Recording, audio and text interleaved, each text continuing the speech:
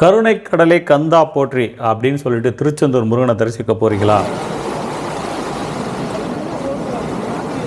திருச்செந்தூர் முருகனை பார்க்குறதும் சரி, திருப்பதி பெருமாளை பார்க்குறதும் சரி, நம்ம நினச்சா நடக்காது, அவங்களா நினச்சாதான் நம்ம போக முடியும் அப்படின்னு சொல்லிட்டு ஒரு கருத்து இருக்குது. அதுதான் உண்மையும் கூட. 2024 ஜூலை மாதத்தை பொறுத்த அளவுக்கு என்ன சொல்கிறாங்கன்னா, கடந்த ஒரு வருஷமாக, அதாவது அங்கே உள்ள நண்பர்கள், திருச்செந்தூரில் இருக்கிற நண்பர்கள், நம்ம ஏதாவது உதவி கேட்டிருப்போம்ல, ரூம் வேணும், இல்லை ஒரு தரிசனத்துக்கு டிக்கெட் வேணும், ஏதாவது ஒரு வகையில் ரூம் கேட்டோம்னா அவங்க சொல்கிற ஒரு வார்த்தை என்ன தெரியுமா? கடந்த ஒரு வருஷமாகவே எப்பவும் இல்லாத அளவுக்கு திருச்செந்தூர் முருகனை தரிசனம் பண்ணுறதுக்காக மக்கள் எல்லா மாநிலத்திலேருந்து மிகப்பெரிய அளவில் வர்றாங்க. கூட்டங்கள் அலைமோதுது. அதனால தயவுசெய்து நல்லா பிளான் பண்ணுங்கன்னா முக்கியமாக இந்த வியாழக்கிழமை, வெள்ளி, சனி, ஞாயிறு இந்த மாதிரியான நாட்களை நீங்கள் அவாய்ட் பண்ணுறது நல்லதுன்றாங்க. ஏன்னா அந்த 4 நாட்களில் தான் மக்கள் மிகப்பெரிய அளவில் முருகனை தரிசனம் பண்ணுறதுக்கு வராங்க அப்படின்னு சொல்கிறாங்க. அதனால் ஞாயிற்றுக்கிழமை நீங்கள் அங்கே தங்கி திங்கக்கிழமையோ செவ்வாய்க்கிழமையோ நீங்கள் முருகனை தரிசனம் பண்ணிட்டு போகிறது ரொம்ப சிறப்பான ஒரு விஷயமா இருக்கும் அப்படின்றாங்க. ஏன்னா கொஞ்சம் கூட்டம் கம்மியாக இருக்கும். எந்த முருகன் கோவிலுக்கு போனாலும் நீங்கள் உடனே முருகனை பார்த்துட முடியாது. ஒரு சில மணி நேரங்கள் வெயிட் பண்ணி முருகனை பார்க்குற மாதிரியான நிலைமை தான் இருக்குது. ஆனாலும் கடவுளை பார்க்கும்போது கொஞ்சம் நேரம் தாமதமாகிறதால ஒன்றும் தப்பு கிடையாது. சரி, ஓகே, இதுதான் ப்ரொசீஜரா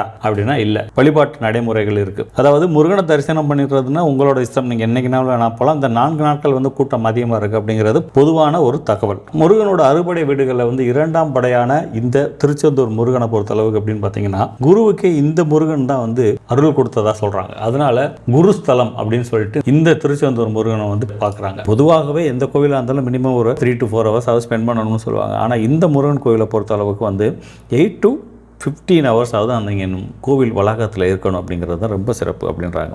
வாழ்க்கையில் என்ன பிரச்சனை வந்தாலும் அந்த பிரச்சனை சரியாகி நம்ம வாழ்க்கையில் நிம்மதி, சந்தோஷம் கிடைக்கணும் அப்படின்னு நீங்கள் வணங்க வேண்டிய ஒரே தெய்வம் எதுன்னு பார்த்தீங்கன்னா முருகன் தான் அப்படின்னு சொல்லுவாங்க. அந்த மாதிரி முருக பக்தர்கள் பார்த்தீங்கன்னா இந்த உலகத்தில் கோடிக்கணக்கான பேர் இருப்பாங்க. குழந்தை கிடைக்கணும், வேலை கிடைக்கணும், கஷ்டங்கள் போகணும், தோஷங்கள் போகணும், இப்படி எல்லாமே சரியாகணும்னா திருச்செந்தூர் முருகனை தரிசனம் பண்ணால் சரியாயிடும் அப்படின்னு சொல்லிட்டு ஜோதிட வல்லுநர்கள்லாம் சொல்லுவாங்க. அந்த மாதிரி நிறைய ஜோதிடர்கள் சொன்னதுனாலே இங்கே வர திருச்செந்தூரில் மிகப்பெரிய அளவுக்கு கூட்டம் இருக்குன்னு சொல்ல ஆரம்பிச்சுட்டு இருக்காங்க. அது பர்டிகுலரா புதன்கிழமை தங்கி வியாழக்கிழமை பார்க்கறதுங்கிறது ஒன்று. ஒரு முழு பௌர்ணமி எனக்கு நீங்கள் விடிய தங்கிருந்தீங்கன்னா மிகப்பெரிய அளவுக்கு மாற்றம் கிடைக்கும் அப்படின்னு சில ஜோதிடர்கள் சொன்னதுனால அதை நம்பி சில பேர் இங்கே இருக்கிறாங்க. அது பௌர்ணமியோ ஏதோ ஒரு நாள் அங்கே நீங்கள் தங்கி காலையில் முருகனம் பார்க்கறதுங்கிறது மிகப்பெரிய சிறப்பு. அதை நாங்கள் எங்களோட வாழ்க்கையில் நாங்கள் பார்த்த ஒரு உண்மையான விஷயம் தான் வச்சுக்கோங்களேன். சரி, ஓகே, இந்த மாதிரி பல கோடி முருக பக்தர்கள், பல கோடி நம்பிக்கைகள் இங்கே வர்றாங்களே, அவங்களோட பிரச்சனைகள்லாம் சரியாயிடுதா அப்படின்னு கேட்டால் இல்லை.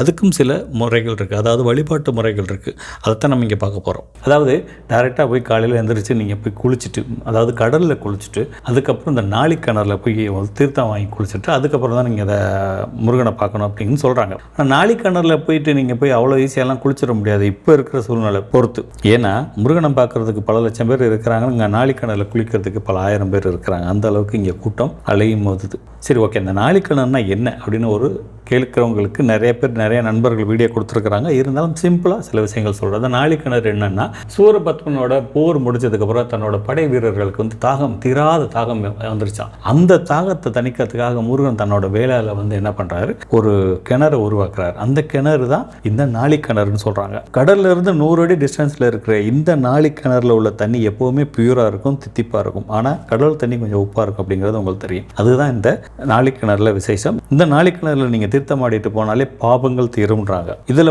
பார்த்தீங்கன்னா நாளிக்கிணறுல தான் முதல்ல குளிக்கணும், அதுக்கப்புறம் கடலில் நீராடணும் அப்படின்றாங்க. இன்னும் சில பேர் கடலில் நீராடினதுக்கு அப்புறம் தான் நாளிக்கிணறுல குளிக்கணும் அப்படின்னு சொல்கிறாங்க. இதில் கொஞ்சம் கன்ஃபியூஸாக இருக்குது நிறைய பேருக்கு. இது யாராவது ஒரு அறிவார்ந்தவர்கள் இதை விளக்கம் கொடுத்தா நல்லாயிருக்கும். அதற்கப்புறம் நேரம் அங்கே போயிடணுமா? கிடையாது. தூண்டிகை விநாயகர் கோயில்னு சொல்லிட்டு ஒரு விநாயகர் கோவில் இருக்குது. இந்த கோவில் பார்த்தீங்கன்னா அந்த கடை வீதிகள் கடைசியில் இருக்கும். இங்கே நிறைய நண்பர்கள் என்ன பண்ணுறாங்க, அதை ஒரு தேங்காய் வாங்கி தலைக்கு சுற்றி உடைக்கிறாங்க, செதற்காய் மாதிரி வர்றாங்க. இது ஒரு நம்பிக்கை என்னென்னா, நம்ம மேலே இருக்கிற கண் திருஷ்டிகள் போகும் அப்படிங்கிறது ஒரு நம்பிக்கையாக காலங்காலமாக செஞ்சுக்கிட்டு இருக்கிறாங்க.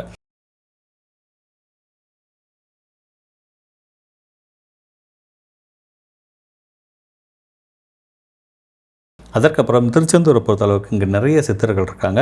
அங்கே உள்ள 3 சித்தர்கள், அதாவது மௌன சுவாமி, காசி சுவாமி, ஆறுமுக சுவாமிகள், இந்த 3 சித்தர்களோட சமாதிகள் இங்கே இருக்குது. இந்த சமாதிகளை நீங்கள் தரிசனம் பண்ணிட்டு தான் முருகனை பார்க்கணும்னு சொல்கிறாங்க. முருகனை பார்க்கறதுக்கு முன்னாடி இந்த சித்தர்களை போய் பார்க்கணுமா, என்னங்க சொல்கிறீங்க, அவ்வளோ முக்கியமானவர்களா அப்படின்னு கேட்டால், ஒரு காலங்களில் வந்து இந்த திருச்செந்தூர் கோவில் வந்து ரொம்ப சிதிலமடைந்து இருந்த டைமில் வந்து இந்த 3 சித்தர்களுக்கெல்லாம் அதை வந்து புனரமைச்சு வழிபாட்டு தலமாக மாற்றினதா சொல்கிறாங்க. அதனால இவங்களுக்கு வந்து ஒரு மரியாதையை கொடுத்துட்டு நீங்கள் போய் முருகனை பார்க்கணும் அப்படி சொல்கிறாங்க. இந்த வாக்கு சொல்பவர்கள், ஜோதிடம் பார்ப்பவர்கள், பரிகாரம் செய்பவர்கள், இவர்களுக்கு ஏற்படும் தோஷங்களுக்கு வந்து இந்த மூவர் சமாதிக்கு வந்து கண்டிப்பாக செல்லணும் அப்படின்னு ஒரு ஐதீகமாக. ஆனால் இதை வந்து எப்படி தப்பாக புரிஞ்சுக்கிட்டாங்களா என்னன்னு எனக்கு தெரியல. எங்கேயுமே இல்லாத அளவுக்கு இந்த திருச்செந்தூர் முருகன் கோவிலை மட்டும் கிளி ஜோசியம் பார்க்குறவங்க, கைரேகை பார்க்குறவங்க, நாடி ஜோசியம் பார்க்குறவங்க சொல்லிட்டு மிகப்பெரிய அளவுக்கு ஒரு கூட்டம் இருக்குது. இந்த முருகனை மட்டுமே நம்பி வர முருக பக்தர்களை வந்து இங்கே உள்ள ஜோதிட வல்லுநர்கள் வந்து எதையாவது சொல்லி அவங்களோட வாழ்க்கை தரத்தை உயர்த்திக்கிட்டு இருக்கிறாங்க அப்படிங்கிறதும் எங்களோட கணிப்பு.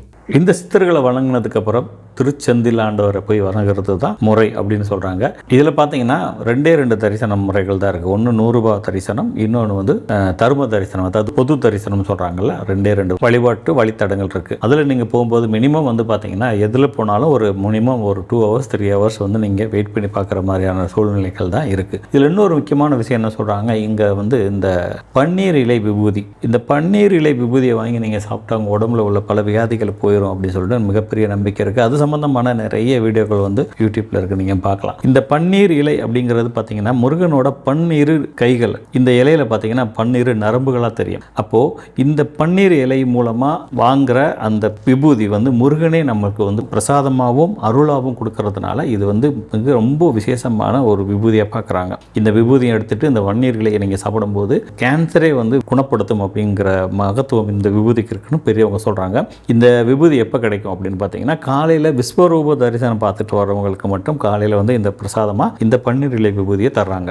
எது எப்படியோ திருச்செந்தில் ஆண்டவரை போய் நீங்கள் தரிசனம் பண்ணுறதுக்கு வந்து மினிமம் 2 நாளாவது நீங்கள் பிளான் பண்ணுங்கள். அப்போ தான் வந்து அங்கே உள்ள பல விஷயங்களை வந்து உங்களால் அனுபவிக்க முடியும். ஒன்று, நீங்கள் பீச்சில் வந்து குளிச்சுட்டு அந்த நாளிக்கிணறில் நீராடலாம். 2வது அங்கே சின்ன சின்ன ஷாப்பிங் பண்ணிக்கலாம் பீச்சை கடை வீதிகளில்.